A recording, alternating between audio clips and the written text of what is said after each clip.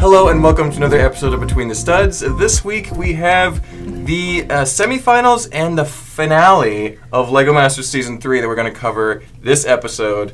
And we'll get it all done in this episode. There's no part 2 or anything. I kind of appreciated the fact that they dropped both at the same time. Yes. Because we got, basically almost 2 hours of LEGO Masters content. Felt really full, complete, didn't leave me hanging. So what did you guys think about that? Yeah, so it's just like when they drop the entire season of Stranger Things all at once. Yeah. And all the young people can sit and watch the whole thing all in one day, but at least you can do it in your time. Yeah. You know what I mean? And not have to wait. Yeah. Yes. Hate waiting for episodes to come Yeah. out. The whole week is a long time. That would have driven me crazy. Yeah. Yes. Having to wait for the finale next week. Exactly. Yeah, so. What about you, Rennie? How'd you like the double episode schedule here? I really liked it. I liked having them back to back. I was very excited to move right into the next episode. Yeah, I was ready. I'm like, oh no, this happened, and now we're ready for the next one. So I think that LEGO Masters would honestly be pretty good just as a streaming thing. I know that they really want it for cable television on Fox, but I think that I would love to binge this thing. You know what I'm saying? I would too. It really flows great from week to week, and even with the recaps and stuff. Anyway. Well, my idea, while you're talking about that, my idea for LEGO Masters, and I hope they're watching. The producers better be watching. Yeah. That I really like LEGO Masters Australia. You and I talk about it all the time. Mm-hmm. It's so well done because they're so long, and it really focuses more details because they're such longer episodes. Mm-hmm. Yeah. So what I think they should do with LEGO Masters USA is put after it airs on TV, put a longer episode out there, a less cut version, or a less edited version. Extended version. And so that we can see more of the builds they already have the content. Yeah. It's just editing it. Yeah. Right?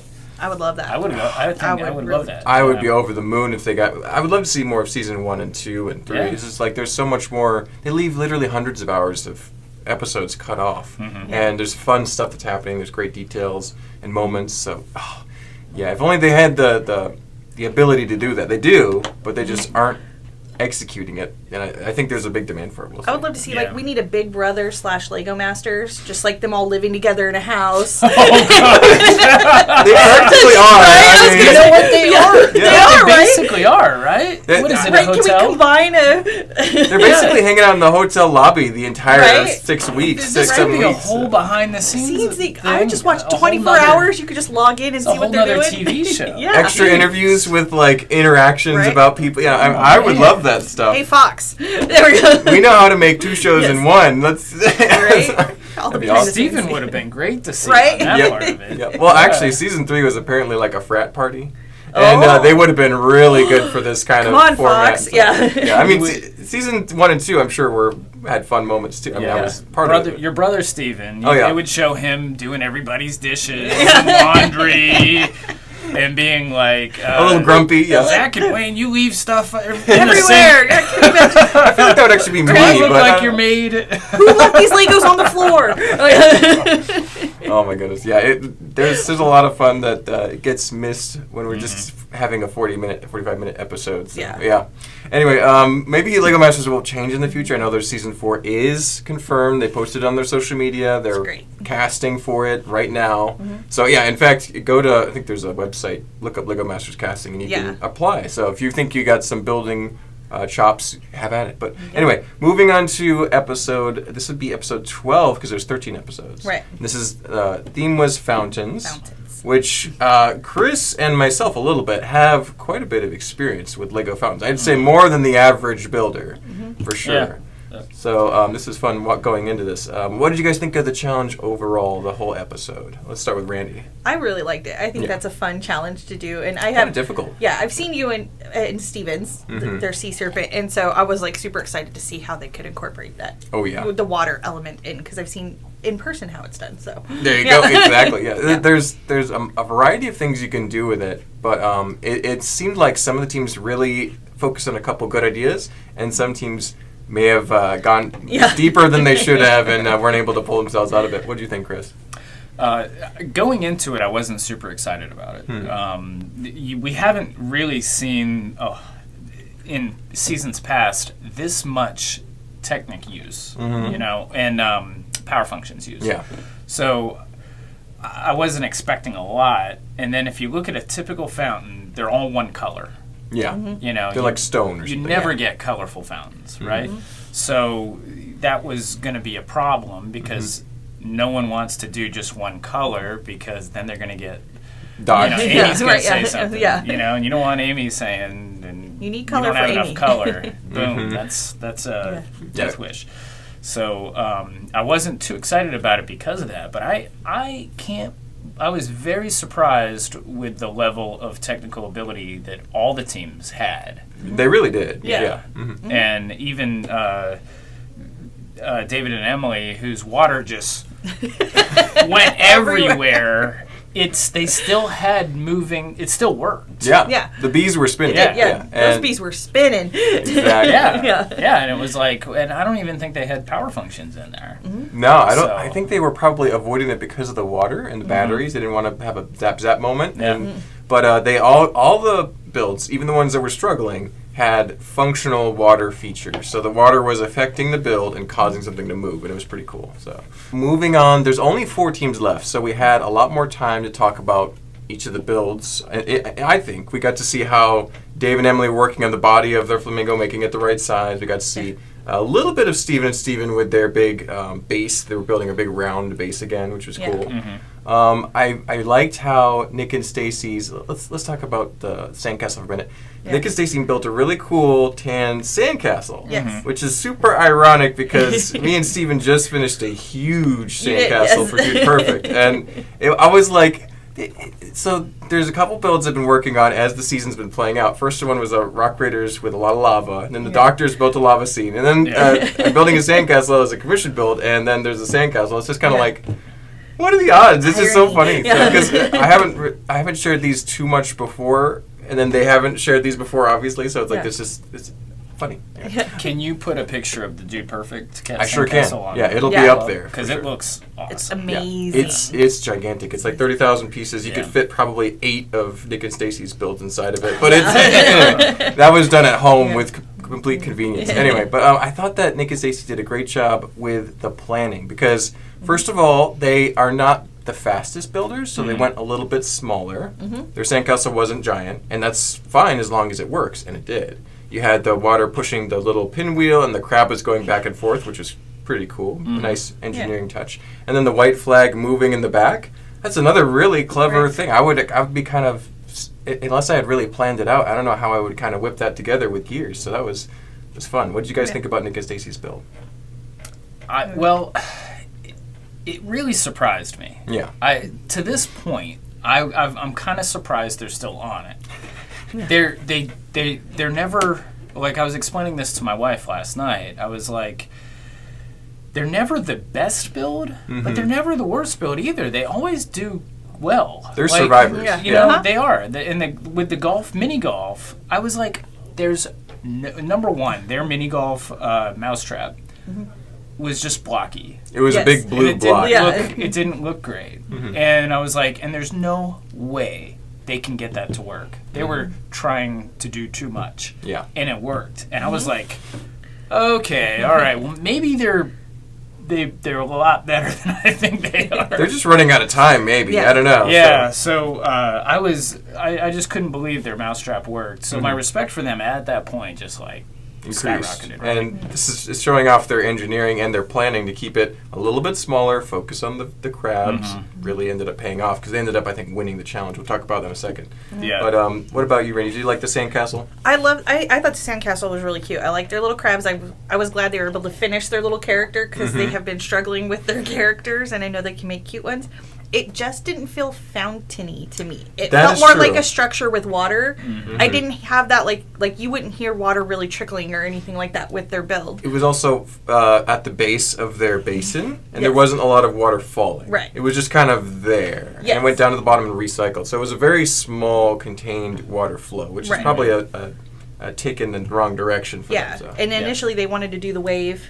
Yeah. And then that didn't. I wasn't sure how they were going to make that happen, but yeah. Amy and Jamie could have got them for not following through on a big wave, but they didn't. They kind of glossed over it. So they also, Amy has gotten a reputation among the contestants for really despising gray and tan and other kind of more subtle colors. So the fact that she didn't say anything about the massive amount of tan, I think that's actually I'm disappointed with Amy for not following through on her cliche, but at the same time I'm proud of Nick and Stacy for adding enough color that she didn't feel like she had to say anything. At least on the edit. I don't know if she actually did. Well, let's Mark said she has a reputation for getting on contestants about using light gray and tan. Right. Yeah. I think what Mark's really talking about is the tower that they built in season 2. He still feels that. Mark and Steven built this large tan Egyptian-style tower. Yes. It was amazing. It was great. awesome. But it was tan. It was tan. And what color is a sandcastle? Tan. Yeah. So we're like, when they say sandcastle, we're like, oh, they're gonna get knocked for color. We were expecting something about we were expecting the roast of the season, but it didn't And happen. it didn't happen at all. So good for them. Yeah, good for them. Yes, but I do think it looked really cool, and they brought up like how the shadows of how they built it, which was so true, and they built the little crabs on this. I mean, I thought it looked really cute. I just didn't get fountain from it. Yeah, there were more fountain-y builds in the room. I think that they just a few things worked together just right for them to pull them through. But moving on, another build that I really enjoyed and I thought definitely deserved to be in the top 2, could have won, was Steven Stevens' Duck Pond. It would have been Frog Pond, but they had a good pivot, I think. What did you guys think about their build? Let's start with Randy this time. So. Oh, I thought it was so cute. I really love the water feature and the sounds of it, how it all came off the side. I love how they were describing the whole thing, and he goes, oh yeah, and we built a rainbow. Yeah, he's like, the rainbow. And the rainbow that goes across the whole thing. Yeah. They're really fun to see them interact together. They're like best buds. This Yeah. So. What about you, Chris? You like their build? The whole thing came together really well, especially for a pivot. Yeah. So they had the sun. It was raining. Yeah. Yep. They had the sun, and when you have rain and then the sun, and it causes a rainbow, and the ducks were going around, the sun was spinning, it had a vibe. And the ducks were so cute. It looked like a fountain, so it sounded like a fountain, it worked like a fountain. Yeah. They didn't win. They didn't win. Nick and Stacy won. I was very surprised because I thought their larger, more rounded build was a little bit more building going on. And for that reason, I would have put them in the top. But and it was a fountain. Yeah. I didn't even think of that for the sandcastle. It was not as much of a fountain. Yeah. And the rules are the rules, right? Right. So, it depends on your definition of fountain, but as far as like the one in the background that was the example, I pouring think that the water bucket. Steven might have succeeded more at that vibe and that visual. Right. I get what you guys are saying. And then moving on to the teams that did not execute their build as well. Let's start with Dave and Emily. Oh, the flamingo. The flamingo. I think it's a great idea. But it was clearly a very difficult idea because I mean it's very skinny, it's not very strong. Unlike those other more grounded fountains, this was very spindly. What did you guys think? Let's start with Chris about the flamingo. Well, so going into this episode, I predicted Brandon and Greg being the winners of the whole thing. Of Lego Masters. I thought they were the strongest team with 2 strong builders, right? They have the most wins going into this episode, especially based on past performance, right? And if not, then maybe Steven. Yeah, because again, they have consistency, right? Yeah. So when I saw the flamingo, I was like, all right, so the sandcastle's really good. The ducks are really good. Their windmill is not very good. Yeah. So in order for them to move on, this flamingo's gotta be bad. It's gotta be garbage. Yeah. But it looked great. Yeah. The flamingo build. Looked solid. It looked solid. It looked like a real flamingo. Yeah. The leg fell off. The water didn't flow. No. Well, it flowed too much. It was flowing everywhere. And the bees. Yeah.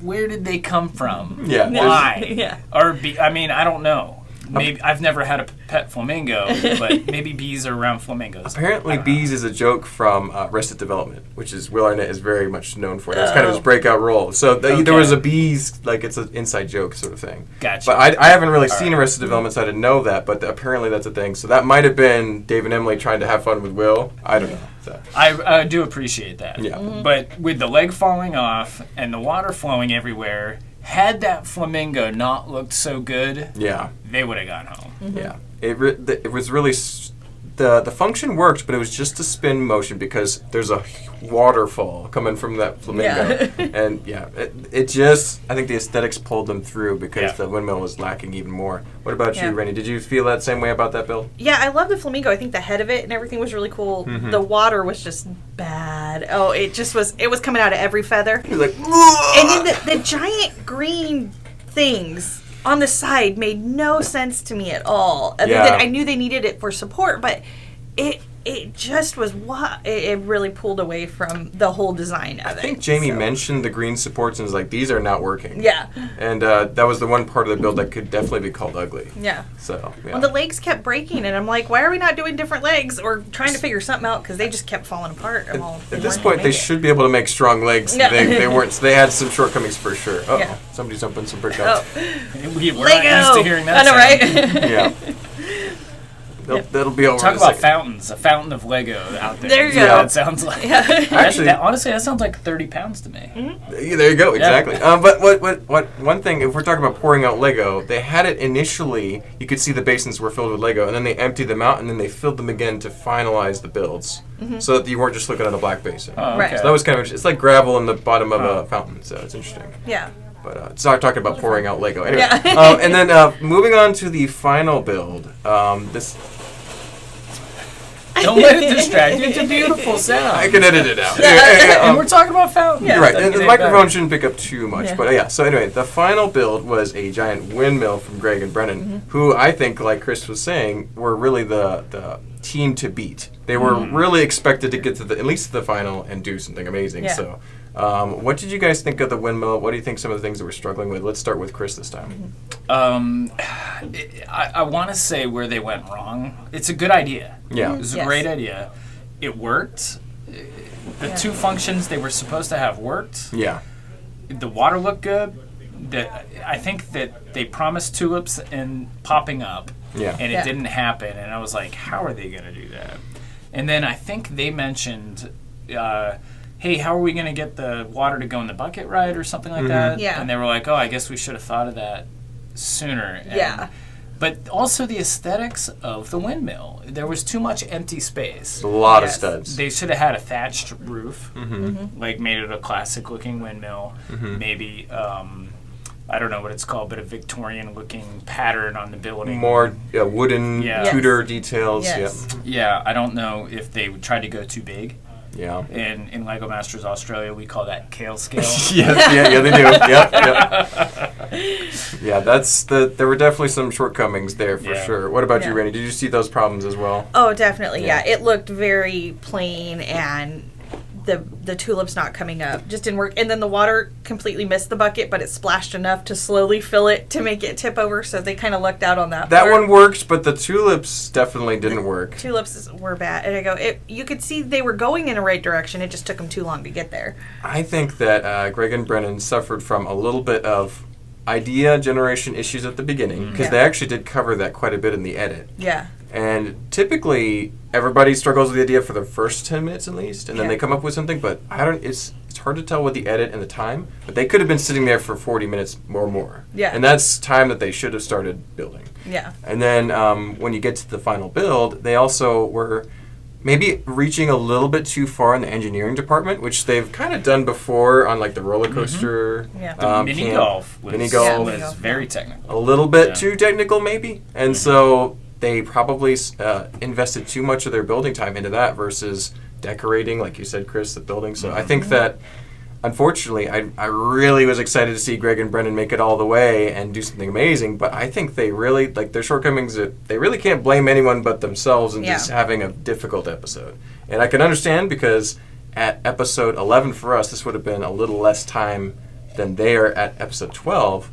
We were dead. I mean, with the Cliffhanger Castle Challenge, me and Steven were absolutely at our wits' end. And we just managed to squeak by, but they were not able to pull it together in this one. So I feel bad for them, but I think that the right team went home, I think. You're right. You're right. Yeah. As much as I hated to see them go home because I was rooting for them, and they were the only USA team. Yeah, the last United States team, So, as much as I wanted to see them win, it's like, it would be, I think it'd be the same with you and Steven. It would be like, you lost that episode. It only takes one episode for for an idea, not necessarily a bad idea, Mm-hmm. just an idea, just not to come to fruition the way you imagined it. Yeah, if you don't balance your time just right, they were probably an hour or two short of finishing that build and getting it detailed out, because they could put some details down pretty quickly, but they just didn't get it together. But yeah. Mm-hmm. And so, talking about judging, them going home, we all kind of feel like that was the right choice. When you get to the top two, I think it was a lot closer, because you had Nick and Stacy did win the challenge. They actually kind of went over it quick, and then they said, "Oh, Steven made it too," and then Dave and Ellie make it. But I thought that it was super close, and I could have seen it go the other way easily. What do you guys think? So. I thought Steven and Stevens filled the challenge more. I just did. And I like the sandcastle, but I go just all the details they had in it and the volume their of the fountain. Movement, I felt more dynamic. Yeah. So I guess I missed that part where they said that Nick and Stacy won because, it looked great. That's fine. I just assumed Steven and Steven won. I thought they should have won that. Not that it matters. Yeah. They all made it to the finale, those three Canadian teams, but I think that it was probably close, but the judges had their reasons for Nick and Stacy, so I can see that. I can see the argument. They made a good build. Yeah. So, but so we did not take super long on that. So we're gonna get you guys' thoughts on the finale before we bring on Steven and Daniel for the more in-depth review. But what did you guys think about the finale episode right after the episode 12? It was great. Yeah. It was really good. The right team won. No. Yes. I thought I thought they had the best build. I'm going to rank them real quick. Yeah. Nick and Stacy had the best build. David and Emily, Steven and Steven. Yeah. Looking at the whole season, if you accumulated everything, who should have won out of those three? The exact opposite order. Yeah. Steven and Steven, David and Emily, Nick and Stacy, just based on performance throughout the whole season. Yeah, consistency. So, but and here's what's really interesting about this is I think they had too much freedom to build what they want. Yeah, I agree with that. And in fantasy football, this happens a lot. So you like a team, so you choose players from that team, and it messes up your decision making. You're not picking players from teams you don't like, right? Because its strategy is more important than preference. So they're going. Steven and Steven were going for something that they wanted to do, that they liked. Yeah. It was but personal. As soon as I looked at it, I was like, man, there's way too much Gray Mountain, Blue Lake. There's just too much dead space. So there's some flat surfaces going on. If given the challenge of building a bookcase, right? Yeah. Or a piece of furniture in real scale, then I think Steven and Steven would have built that better. You're right. Yeah, if it was just everybody gets to build a bookcase, I wish there were then criteria. the other teams probably would have beat them. Nick and Stacy had the best idea. Yeah. And then they executed it well. Yeah. And they won. Yeah. And that's okay. all. That's all. I know that Randy has some different thoughts. Let's go ahead and hear them, Randy. What's your thoughts on the finale? The bookcase was cool. I think it was a cool idea. I like the nostalgia, the 80s, 90s kid in me. The toys, the childlike I think it was cool. And it's not that it wasn't done well. I have seen everything they put on there this season already. I go, the TV looks like the Nintendo set you can go out here and buy. Like, That's it true. felt very done. I go, they've done the figure. They had the little cat hanging off, seen that. I go, they did books. I don't know. It just felt a skateboard. I was like, I don't know. It didn't. The skateboard was awesome. It was awesome, but and we haven't seen the skateboard. I was like, wait, they did a someone skateboard? did. Wow, that's extra. I don't know. The skateboard was so extra. If they rode in on the skateboard, I would have been impressed. The sorting, the organizer. For a Lego fan, organizer, we get those organizers in. We got them everywhere. We have a whole wall of them. Everybody has those organizers. It was awesome. That's what you put in them, and it looked like an organizer. There was some really good details in there, I've seen it. Nothing felt new that I hadn't seen them build already this season. It just didn't feel exciting. It was super cool, and the nostalgia of it caught me. And I go, that was great. But it was a big brown shelf, and it was stuff we'd all already seen. So that part wasn't as impressive to me. Yeah, I'll tell you, when it didn't land as much for you. They didn't land. When they started it, they're building a square, a brown square. I was like, this is gonna Yeah. Terrible. Yeah. But then when they picked it up and turned it sideways, it's like, oh wow, yeah, well, that's really smart. It's a good use of a basic building technique. Yeah. It's exactly what it needed to be. And as soon as they went to pick it up, I'm like, that's not going to fall apart. It's not. All the studs are going this way. It's not going to separate that way. Right. So. But yeah, so it didn't land for you, Randy. I didn't feel like, and I was looking at the season as a whole, and I guess obviously not. That's not how they were judging, and I guess it depends. Not for this season. I do agree that I wish there was some sort of criteria for the teams, because basically it feels to me they set it up for where they can just pick whoever they like. Yeah. Well, so for this episode, the finale, I was really hoping they would incorporate a little more feedback as to why teams won or didn't win. And they gave a lot more feedback than our season did, because they had less shenanigans, I guess. But it was all praise. There wasn't really any knocking of the builds, and they really didn't. In our finale, they didn't knock any of the builds too heavily. They had maybe a small critique here and there, even though there was some glaring issues in some builds.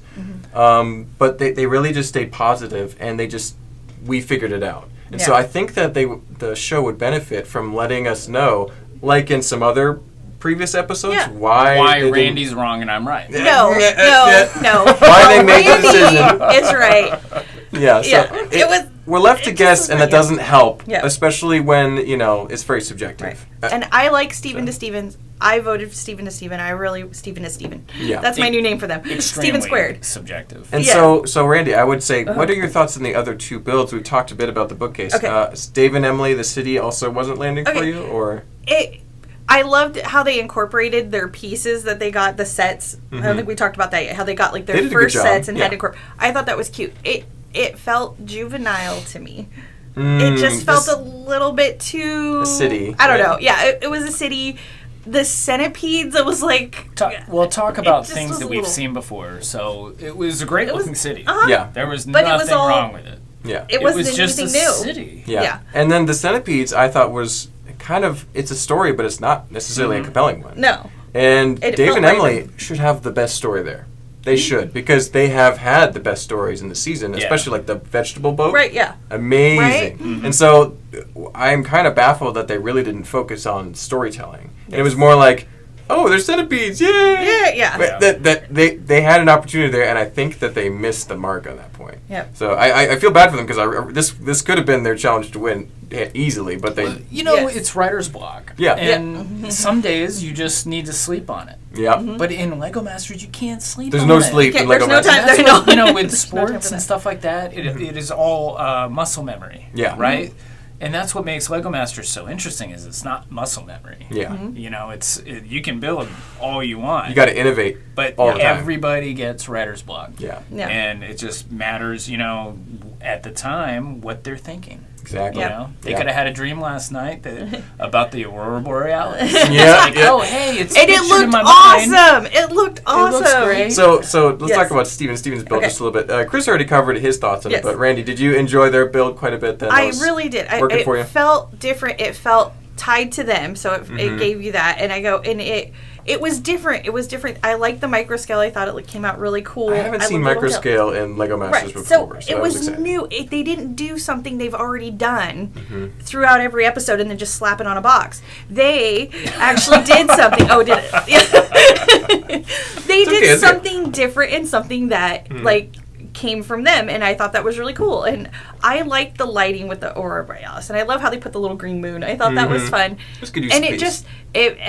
I really liked it, and it was a lot of gray. Yeah, it was a lot. It had some problems, but I loved all the trees. I liked the trees changing color. Like, I feel like it was a full, complete story. Whereas, head to toe, I felt like the whole thing. So here's my opinion on Steven and Steven's build. Yeah, it was great. Nothing wrong with it, except it looked like there should have been a centerpiece. That all looked like a background.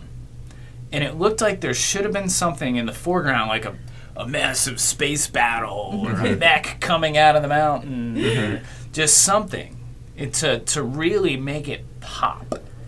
It just didn't pop.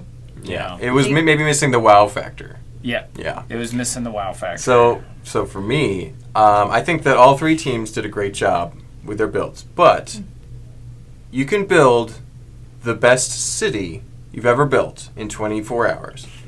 but the city might not be the best idea for that challenge. It might not be the thing that wins you Lego Masters.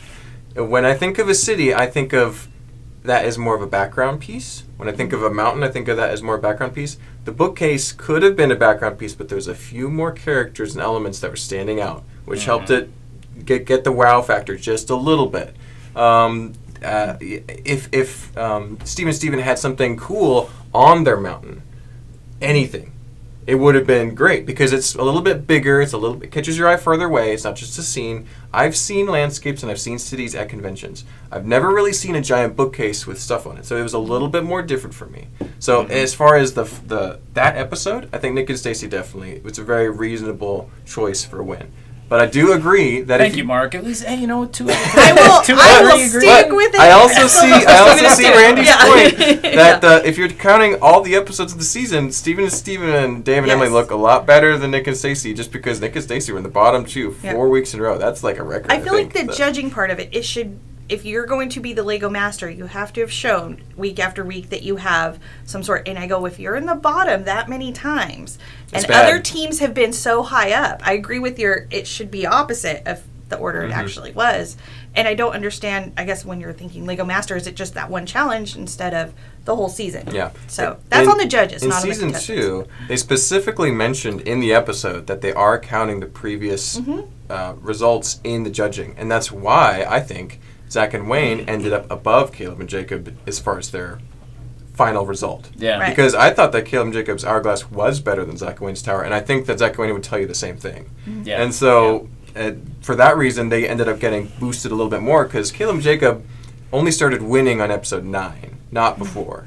And so, this season, it's very clear that they were exclusively avoiding saying that they were considering anything from the previous amount of season, and were focusing more on the final episode, which is like, that's not a bad thing, but it makes you feel like a lot of that work that Steven especially, and Dave and Emily, is really kind of like, they're not able to take advantage of the fact that they've been so consistent. Yeah. So it's a little bit sad, but what we're going to see now, it'll be interesting to see this, the aftermath, where you see the Randys of the world out there saying, "You got robbed, never got robbed." You can already see it on Reddit, guys. I am passionate about it. Because we saw that with season 2, and I am biased. Yeah. You and Steven, I know you. Yeah. I'm totally biased. Yeah. But I have been to Legoland, Florida. I've seen your model next to Zach and Wayne's, next to Caleb and Jacob's, and on TV, I thought Caleb and Jacob's did look better than Zach and Wayne's. But then in person, when you actually get to see the little details in each room, it's like... There's more to it. There is a lot more to it that you just can't see on TV. It was just a bad... Not a great design choice. Idea to win Lego Masters. Yes. You know, but then you look at yours and Steven's model next to theirs, it's a no-brainer. Yeah. I mean, it's hands down. It's made for way TV. better than these two. Yes. So, I'm still seeing people say that Zach and Wayne should have won, and then Caleb and Jacob should have won, and it's like everyone's entitled to their own opinion. That's right. I mean, Steven, it's Steven. Yeah. One final thought I had is if you think about the final teams, all the Canadians, of those teams, they all love Lego, and they're all building Lego, and they're all doing a great job to get to the finale. But I know that Nick, in particular, is familiar with building for a camera, specifically a video camera. And he knew that they're taking full advantage of all their build time to build.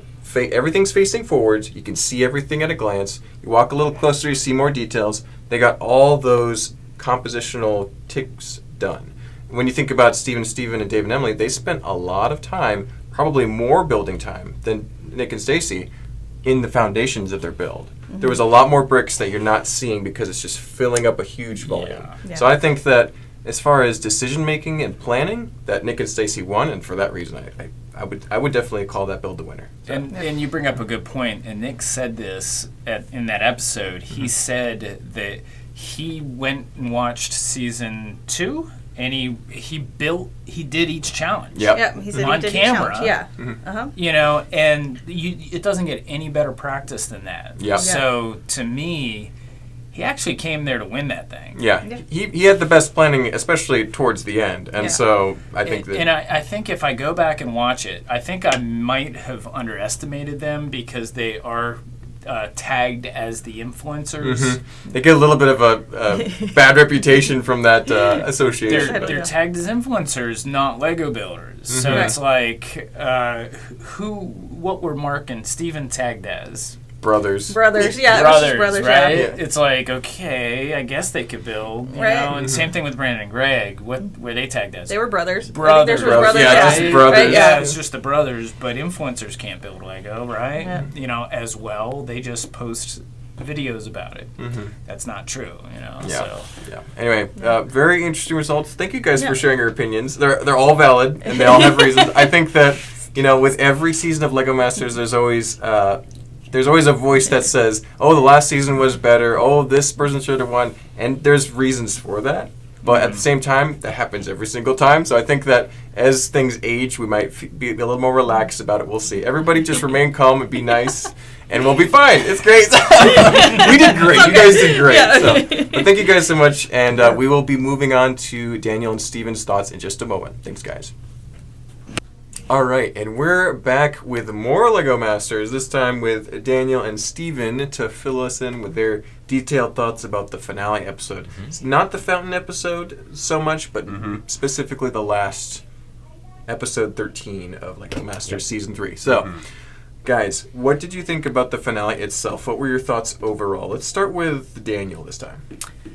This was... The twist in the finale has been getting... increasingly twisty every season. Season 1 there was no twist. Season 2 you had day and night.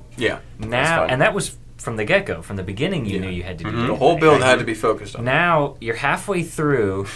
You get your first set, which is cool, fun nostalgia thing. That is fun. But except for oh gosh, who was it that had What were each of the teams? Dave and Emily had the castle and a little Paradisa Castle pool and party. Paradisa, right? And Nick and Stacy had Paradisa and a little rescue car. It was a rescue car, I truck. think. Yeah, it was a little vehicle, very small vehicle for Nick. And then two spaceships, Blacktron and Steven. Space. Yes, okay. Yeah. So Steven and Steven both had space. Yeah. But the other teams had two wildly different themes that Yep. they had to incorporate into their build. Paradisa and Castle. Yeah, that's already halfway complete. That's a difficult twist to throw at halfway through a finale build. Yeah.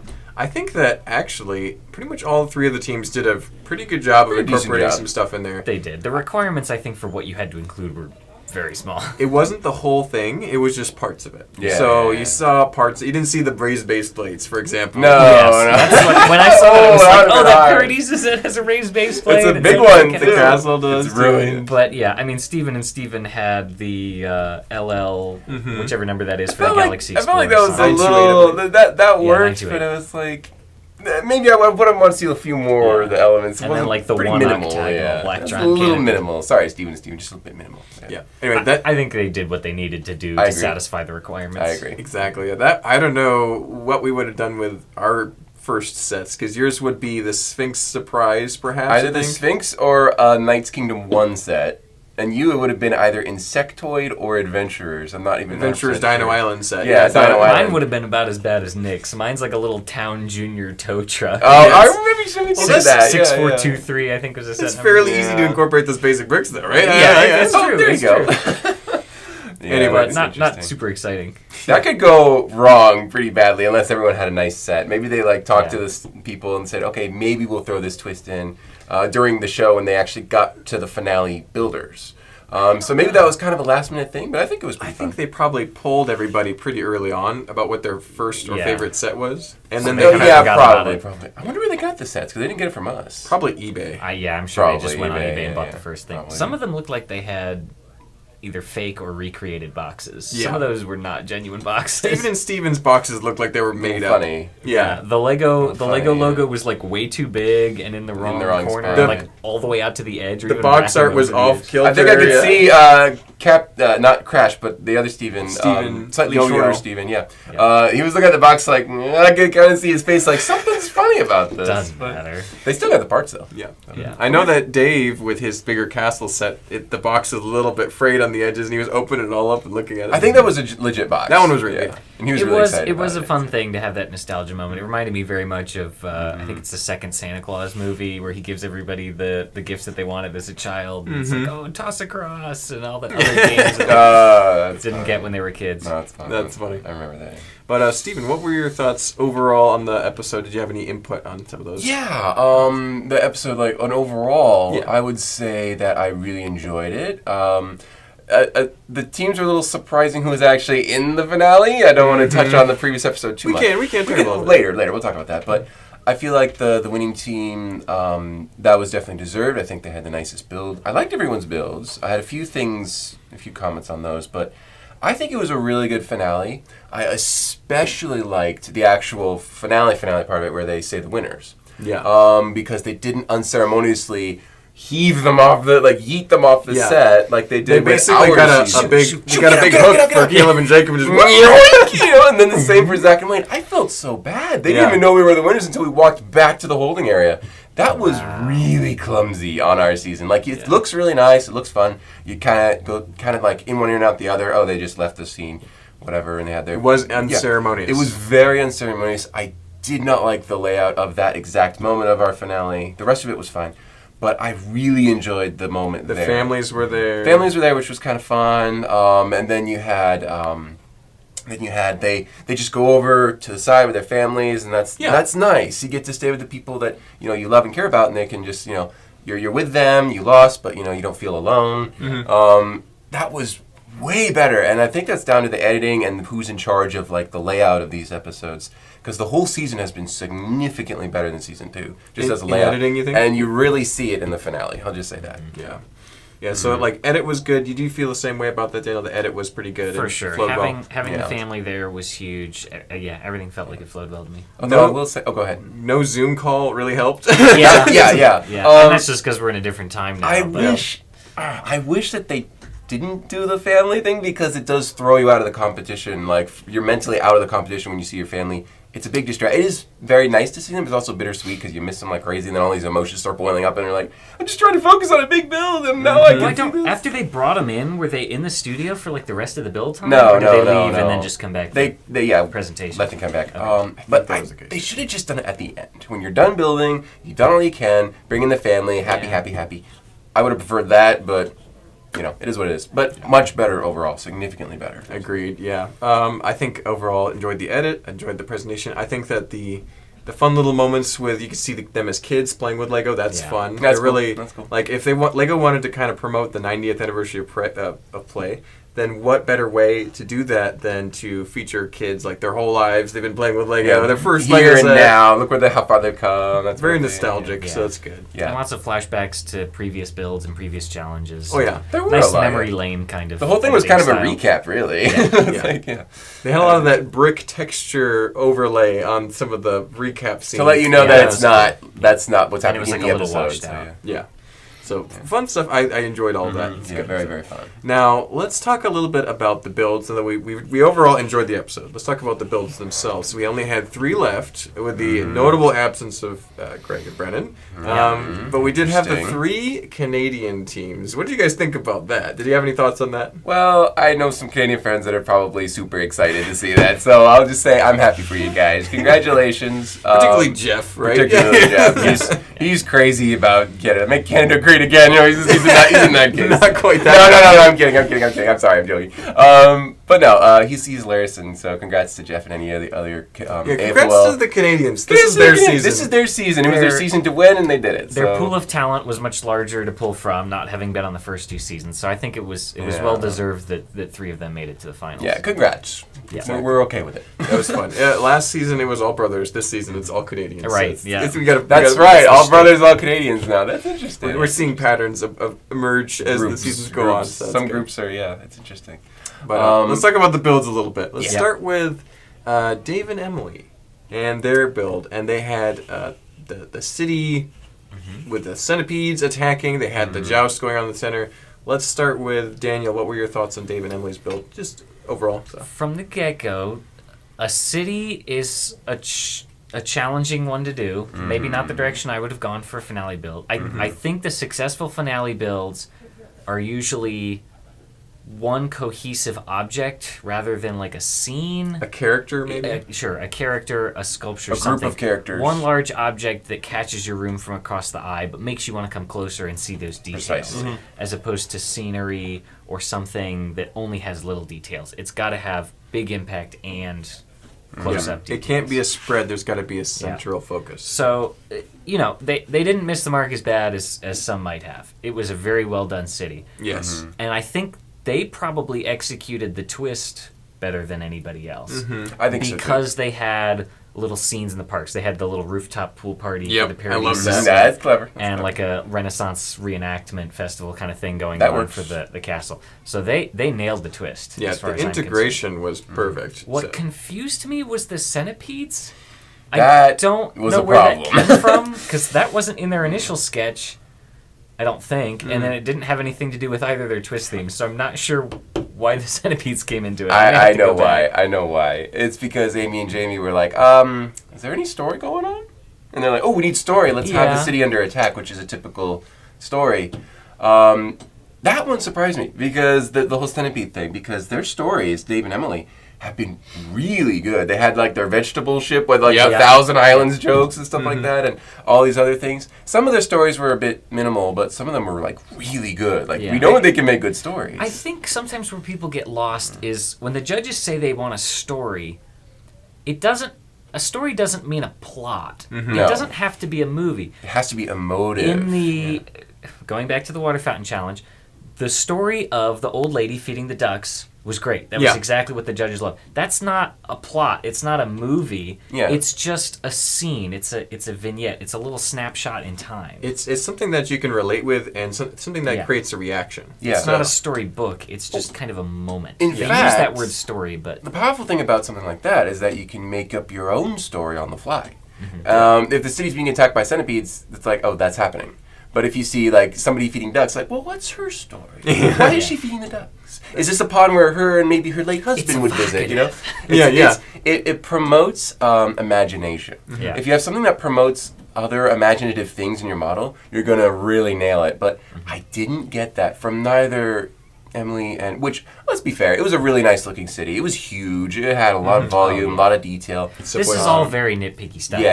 But it's the finale. The caliber of building and the technique of all these builders is great. Really so good. the things that decide who wins and who loses is just exactly how you present your story, how you physically compose the layout of your build, and things like that. Yeah, and I think the same problem was also with Steven and Steven a little bit, because I really liked their model. It was a nice 1-to-1 scale. Very great. I have never seen that place before.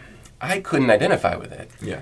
It was for a very specific group of people. Like, it wasn't a universal emotion that you could get. Like, obviously it's a beautiful landscape and it was masterfully done, especially with the time they had, the amount of parts they used. I really like their rock work. You may, you had a few little complaints because you do rock work all the time. But personally, I thought it looked really, really good. But it's like not quite enough story. Not enough. Like, okay, this is cool, but I can't see myself here because I've never been here before. Like, it's nice, but same story, same sort of problem in a slightly different manner. If you think about it, both Dave and Emily and Steven have shown great storytelling. Yes.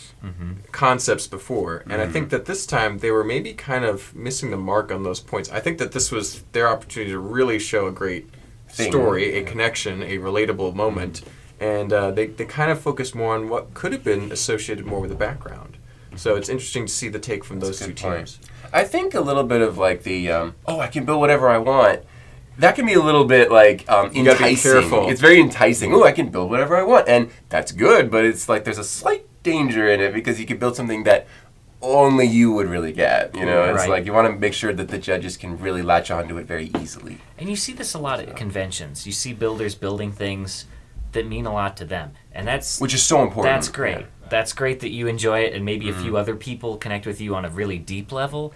But I like to build things with more mass appeal because I like to engage with more people. It's a contest. As opposed to engaging with a small group of people, but they get really excited about it because it's like a lesser known thing. It's like, tomato, like which one, it's that. But you're right, this is also a competitive scene.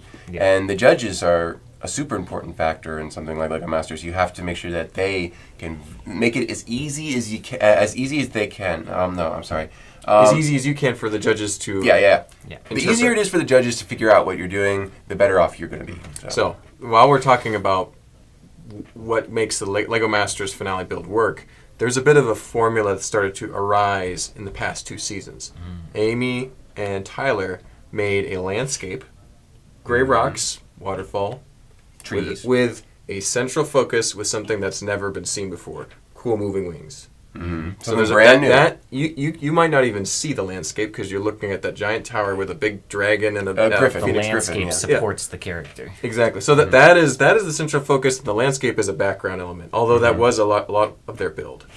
Next one, me and Steven, we have a landscape. We have waterfalls with lights in them. That's fun.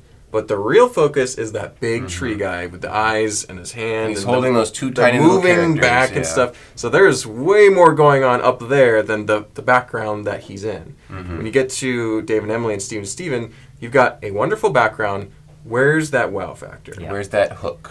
So they if they had something big and special, like if the Aurora Borealis on Stevens was really bigger and more flamboyant, then I think that they would have been way better because you see the lake beneath it and it would look really dynamic. Yeah. If you go over to Dave and Emily, if they had some sort of really big sculptural thing in the center, it could be architecture. It could be a big Godzilla character. Can you imagine if they had pared down the city a little bit and then had this big robot fighting a big centipede? Can you imagine how cool would that have been? Yeah. And then you can still have your little Renaissance scene. Yeah, I mean, like little stuff like not little stuff like that. But many small centipedes doesn't say something as nearly as much as one giant creature. So an excellent city doesn't get me as excited as something awesome happening in a good city. Yeah. City is an environment. I think that you had let's talk about Nick and Stacy a little bit now. Who broke the mold a little bit here. So they used all their time very wisely in that they immediately started making this big box. What's the box for? It gives them all this volume in a short amount of time. Good to see. There's no wasted space in building. Everything that they built is visible, even the back of their shelf. Yep.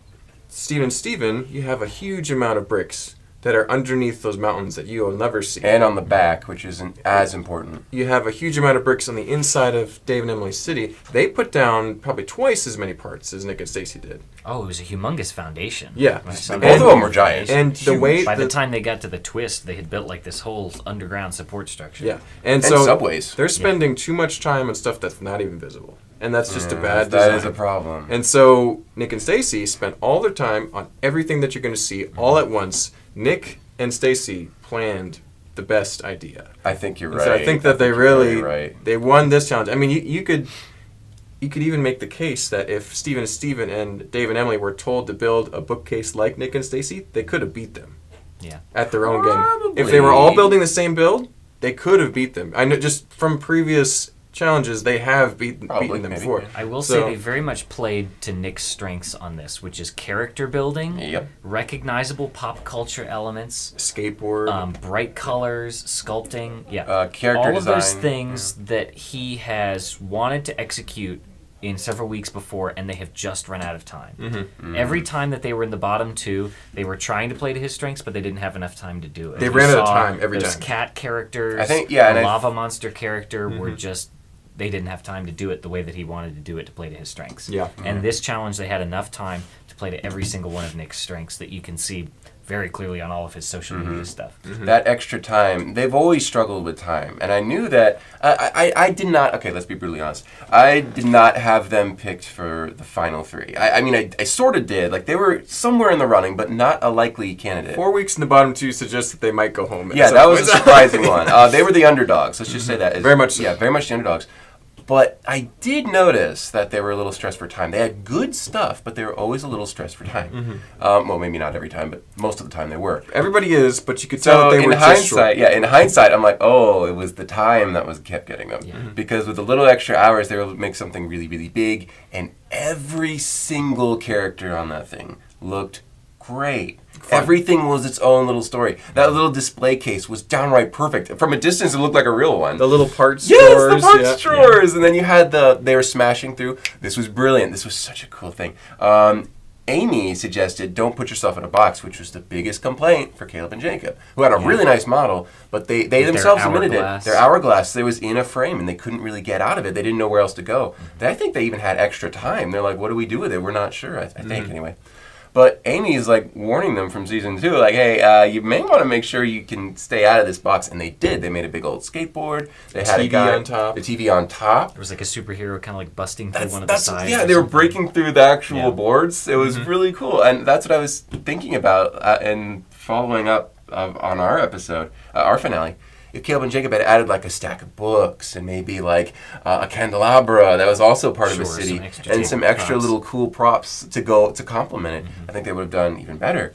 And they did that in this episode. Like, the parts are putting together now. So kudos to Nick and Stacy. I could have predicted, just given his build style, that if they did make it to the final, which it was dicey there several times, it really was, that they could pull it off, given enough time. Yeah, they have the planning, the composition, the use of color, everything that the judges are looking for. Yeah, I don't think there was a way that they would have made it to the final and not won unless Brendan and Greg had also made it to the final. Yeah, I think they would have been their only serious competition in a challenge where they have that much time to execute what they want to do exactly how they want to do it. You're right on, because I feel like Greg and Brendan would have had. They were also struggling on time on a couple of things. Yeah. And I feel like if they had had that little bit of breathing room, they would have really shined forward. One last thing, if we want to get on to maybe if Greg and Brendan should have been in here or not. Or what would have happened? What would have happened? You mentioned that cinematographically, composition, yeah. Nick and Stacy had the better model because you mentioned that Nick see everything at once. Nick is a photographer. Most Lego people are also photographers. He's a streamer, photographer. He works with the shot. And he had the shot. Like, from most angles, that bookcase looked perfect. But for the city, like, okay, you could go around, but there wasn't a shot. And Steven, the shot was just straight on. That was the only one. They had a passable. shot. It was just missing a focal point. Exactly. They were passable. I mean, like, the city is at an angle and it kind of builds up, but it's still not enough of a central focus. Not quite Same there. with the not mountains. quite there. Yeah. Like, there's no super tower like in New York City. What's it called? The new World Trade Center. That big one. That's like boom. You see the cool big one. That's where your eye goes. There's no Sears Tower. Not really that. No Sears Tower. It's like there's not really that. Washington Monument. Exactly. Yeah. So kind of missing that. So Nick and Stacy, good job with that shot. But yeah, should we address the elephant in the room? Should Greg? Which one? Greg and Brendan. Now I know we already talked about. Let's talk about them for a minute. Let's chat about that. That was a shock. You were rooting for them. I was rooting for them. I was They're like, friends of ours. This is going to happen. All the Lego Masters contestants are friends of ours at this point through social media. We know them. We've run into them. They're all great people. It's one big, huge community now, and that's amazing. But I really thought that Greg and Brendan were going to win this. I was sold on them as the winners because they were filling in all the boxes that consistently doing well. They were consistent. Well, maybe they were a little bit of a wild card team for a bit, but they were doing this. Like Tyler and Amy, first couple episodes were okay. They had some good moments, but it was a little bit rough. And then they started to climb, go higher and higher and higher. They started doing really, really well. Same is true for us. We did pretty good at the beginning. A few rough spots. By episode 5, we finally started winning challenges. Yeah. So we kind of had that lull at the beginning and go up. Nick and Stacy had the other way around. They were great at first, and then they started doing worse. I'm like, oh, they're going to run out of steam. They had a really rough patch. They had a very rough patch there in the bottom, too, a lot, even though they had decent builds. So I was assuming, like, okay, this is the pattern. Like, based on the trajectory. Based on that trajectory, I'm like, there's no way that, like, this is their challenge to lose. Like, this is their competition to lose. I really thought that they had it. So I was genuinely shocked but here's the thing. I kind of agreed with the judges. Yeah. Like, when you look at it on a week-by-week basis, I think the correct decision was made every week. I think so. Now, for the most part, yeah. Hindsight's 20/20, but I think it's very reasonable to see and kind of predictable when you look back and you track each team's weaknesses, and then you look at the challenges that they either succeeded or failed at. Yeah. Greg and Brendan's weakness was over-engineering. Yes, that's a little bit there, yeah. Just just over-ambition and going for technical difficulty. You get to a difficult technical challenge, like incorporating water, something we've never seen before. Which is crazy. And they went over-ambitious with it, and it ended up being their downfall. Yep. You look at Nick and Stacy's weaknesses, which was more time management and not getting to do the sculpting that they wanted to do. Mm-hmm. They skirted by in several weeks, but they got to the finale where they had that breathing room 24 and hours. they were able to just soar with it. Yeah. Mm-hmm. Absolutely makes sense from that perspective there, Daniel. Yeah. Yeah. Now, Randy wasn't as excited about the results. She thought Steven should have won. And I think there's still a case to be made that if you count the entire season, That's true. things are a little bit different. Yeah. But from what you're saying, Danielle, I think that in this season of LEGO Masters Season 3, they're really paying attention to the builds that are there. It's all about the now. So they're not really, they didn't say anything about the past. In our season, They mentioned it. They specifically mentioned it on the edit that we are counting what's happened in the past in the judging. And that's why I think Zach and Wayne ended up kind of leapfrogging Caleb and Jacob, even though I think that Zach and Wayne would tell you they didn't like their build as much as Caleb and Jacob's. Which, So- yeah, I mean, take that for what it is. Yeah. But you're right. Zach and Wayne had a very much more successful run on LEGO Masters. They were in the top 2. 6 a times. lot, like 6 times versus Caleb and Jacob, who won a few episodes, but were nowhere near that many. They were not as consistent. They were the wild card team. They had a few roughs. They paralleled us a little bit. They had rough at the beginning a little bit, like a few middle pack stuff, and then they started to climb at the end. So Caleb and Jacob's first win was on episode 9, and that's a lot later than. Yeah, but there was that trajectory still, even though if it was delayed. But yeah, it is interesting because I really. If you look at Greg and Brennan, they had the most wins. They had really solid stuff when they really were able to pull it off. Yeah. There were some really phenomenal builds. It's just it's interesting. Going into episode 12 with the Fountains, Nick and Stacy had a couple wins, but Greg and Brennan had 4 wins at that point. They tied us. And so they had Including already our tied us. They had already tied Tyler and Amy. And so they had already tied a number of teams that had already won. And so for them to get eliminated then and miss the finale is like, oof, surprising. so close. Yeah. It was like that close. So that's why you were... I'm sure they were just devastated. Yeah.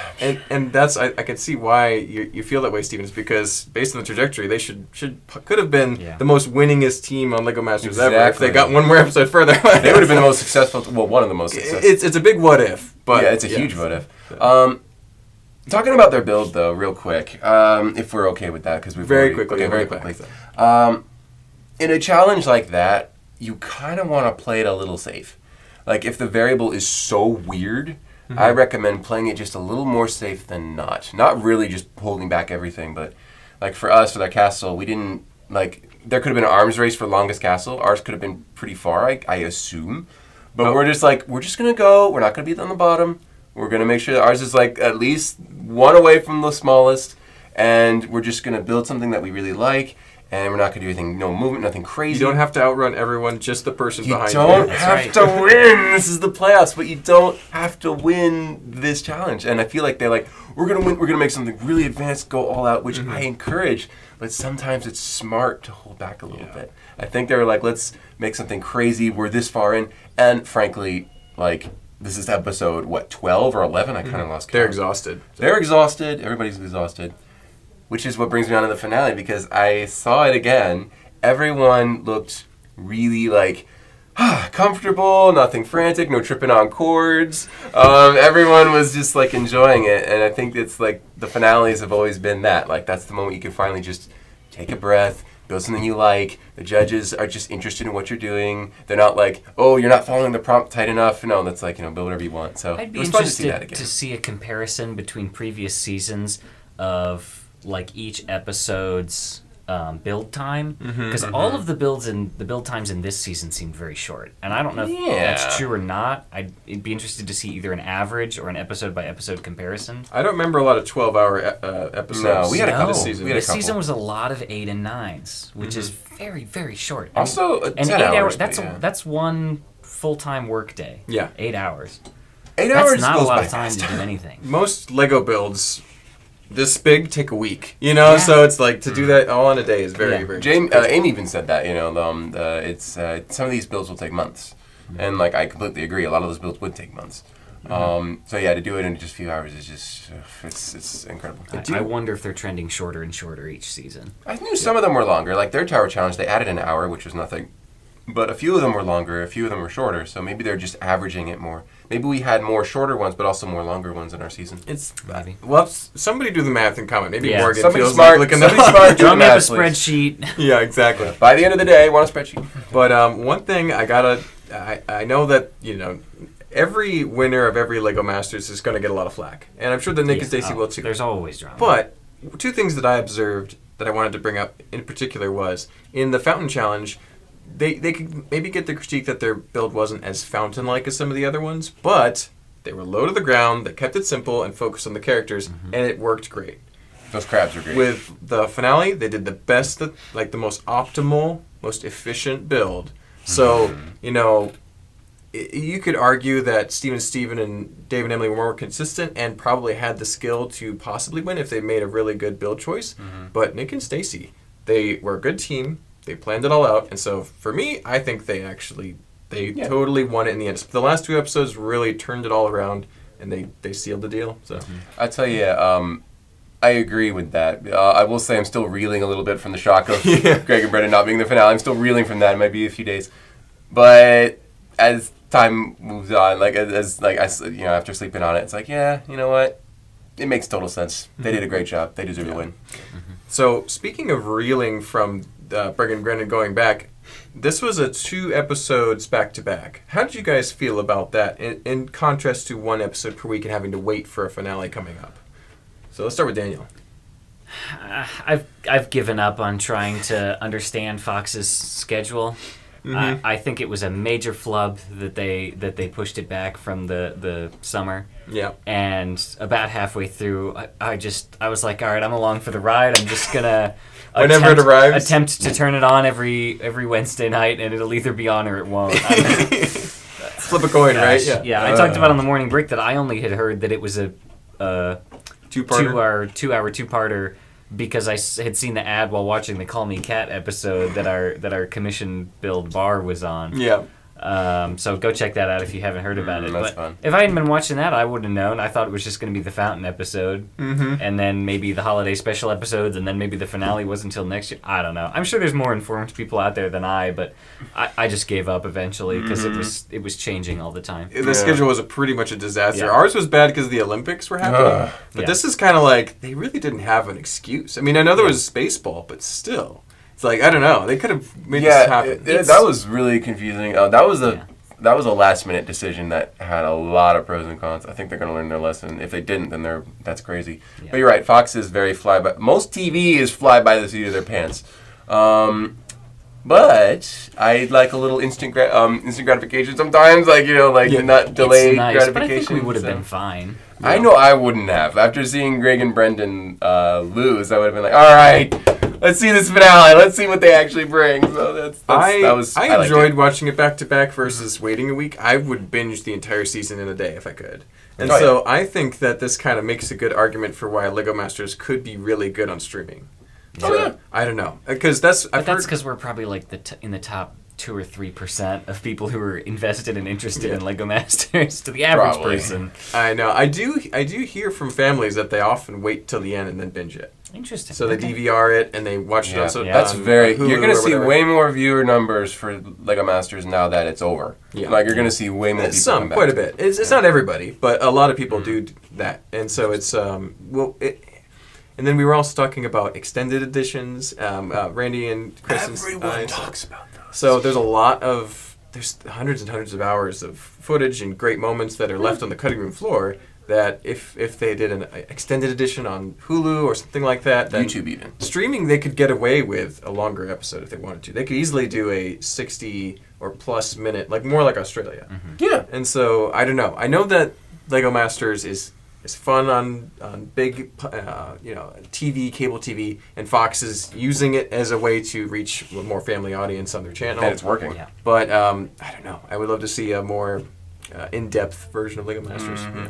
Well, cable shows and syndicated TV shows and things like to do double-length finales. It's a 30-minute show, it's an hour finale. If it's an hour show, it's a 2-hour finale. You've waited this long, here's a big episode. But with a competition show like this, where the field gets narrower and narrower, you don't really have as much content to cover. You don't. I mean, in the middle we were laughing about it. There was like a segment where they were like showing the clock skips, and it was like... It was a montage. It was like 14, 12, 10, 8, 6. It just kept going down. But had we really gotten a check-in with the judges or with the builders, not really much would have changed between each of those marks. I think you're right. So I don't think they could have done 2 hours of just the finale. You do have a point there, Daniel. They already were kind of padding it out with, Will was like, okay, everybody trash talk each other now. Yeah. They were trying to add hilarious too. more superfluous content to fill up even that hour time slot for that episode. Mm-hmm. We also saw it in the NASCAR episode because there were really only 2 builds. Yeah. Because it was 2 teams. Yeah. So it's when the field gets that narrow, there's not as much content to cover. For sure. But we're used to, early on, we're having too many teams to cover. We're like, well, show us more. We're not seeing anything. What there's was their team doing? There's like a sweet spot in the middle where there's like the right amount of content to the time frame. Yeah. And on either end, it leaves you either wanting to see more or not really having enough.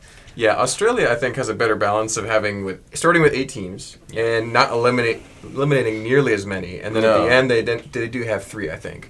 But it's very interesting. So maybe looking forward, season 4 has been greenlit. Mm-hmm. Do you think we'll see changes to the formula? Do you think it'll stay the same? Unfortunately, I don't think we're going to see much. As much as we complain, there's a lot of things they're doing correctly, which it is working. It's already changed a lot since season 1. It has changed they're quite kind a bit. of settling into a groove. Yeah, but I think by season 4, we're going to see this groove that we've had complaints around perfected a little better. Because I'm seeing improvements. Like a lot of people, there's a lot of editing is improving. People still say we want to see the builds more. I totally get that, but they are making improvements. The editing, I promise, it's so much better. Knowing the original season 2 and then seeing the edit, how bad it was. Season 2 were not great. So. Season 1 was okay. Season 2, I think, was by far the worst edited season of LEGO Masters. Period. And then we biased though, because that's the one you were on, though. I mean, maybe, but I guarantee season 3's editing is just so much more interesting to watch, so much more enjoyable, so much clearer. We've got those few bugs here and there, but I think season 4 is going to be even better. Mm-hmm. The challenges, though, how are they going to? They got to be bigger and better, so it's going to be even worse. So. I'm glad I'm on season 2 because that's all I could take. So. But yeah, I don't think we're going to see any drastic changes to the format to make it more like Australia. It's each differently zoned show is very much tailored to its location. Its region, yeah. This version is very much tailored to an American audience, whereas that version is maybe tailored to, I guess, an Australian audience. Yeah. But just more laid back. The American audience, you can make generalizations, but I'm sure TV studios like Fox have data about American average consumers' attention spans, what they want to see in terms of drama versus actually like us caring about the Lego in the building and they probably aren't thinking that much about the Lego. They're more about what's happening. They need to drive up entertainment value and viewership and things like that. Yeah, which is a shame because I've heard a lot of fans say that they don't like the drama. They don't care for it. They like the builds better, and that's what literally makes everybody. That's what brings everybody around the show. Yeah. Grandparents like the builds, the kids like the builds, parents like the builds. That's the biggest selling point. You can get drama anywhere. There was a lot of concern this season for people worried about too much drama, too much foul language was another big concern. There was a little bit, but I don't think either of those things were overbearing. Yeah. There was a lot of concern for it early on about, they're going to make the show all dramatic and people are going to be yelling at each other, throwing the chairs. Happens a little bit, but I think by and large this season there were more shining examples of teamwork, cooperation, support between the teams than I think even there have been in previous seasons. Yeah, the fact that I think it was Greg actually and other teammates were helping move models. Yeah, it's like that wasn't allowed in our Emily season. Supporting. Yeah. I forget if it was Christine or Michelle. Yeah. Stuff like that. Yeah, helping move models. Here in the finale, or actually, no, it was the water fountain episode. All the teams went over to Brendan and Greg to see there. They were putting their arms around each other. They were like, "How'd you do? How you feeling about it?" And they were like, not so great. You actually got to see more of that too. Yeah. Dave and Emily ran back onto the stage to celebrate celebrate with Nick and Stacy, and then they all gave each other a big hug. I mean, that was cool. So, whereas, on your season... We had those moments, but you barely ever saw them. They cut them out. Exactly. And I know for a fact... we know that because you were on it, like in the Hat episode. But there was stuff going on backstage, and they cut it out. Because I don't think they wanted to show that teamwork. They Which is a huge mistake. Yeah. People love that. So the worries ended up being ill-founded because it ended up being more wholesome than hopefully dramatic. It will continue. Yeah, I think so too. And I know from Crash that there's a lot that we didn't see. I was watching him on an interview recently, and he said there's so much behind the scenes. We were helping each other out all the time. We were doing a rah, rah, rah at the beginning of every episode, all as a group and stuff like that and everything. So there's a million stories. Go follow their stuff and go see their interviews because they have so many stories. Go watch their Q&As at conventions. I think the Lego Masters Instagram account follows most of the Lego Masters Instagram account. Yeah, you can find everybody through there. So you can find a lot of people there. Because you're going to... That's such a rabbit hole, is just hear all the fun behind-the-scenes things that have happened.